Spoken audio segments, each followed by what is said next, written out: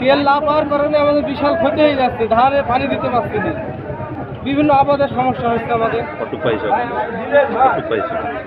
ওই 5 লিটার তেল পাইছি, আপনার আজ কি চলবে, পরশু দিন আর চলবে না।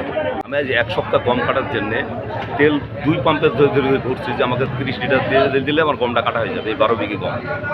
এই আজ কি কালকে আমি সিরিয়ালি দিছে না, যা ডিজেল পাইছে তা ওদের চাষিকে দিতে ভুলে যাচ্ছে, আবার আমার গম কাটা হয়েছে না। সামনে তো মেঘ, আমি তো গম কাটতে হবে আমাকে। ধন্যবাদ সবাইকে।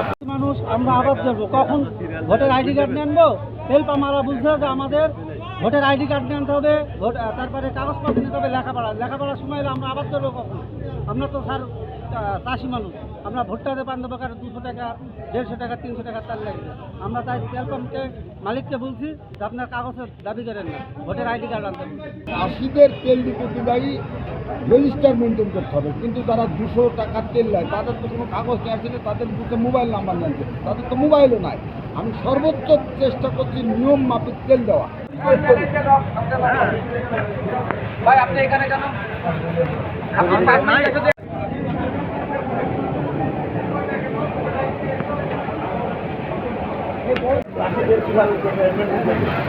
চাষি বাদ দিয়ে সেগুলো তো জিজ্ঞেস কর।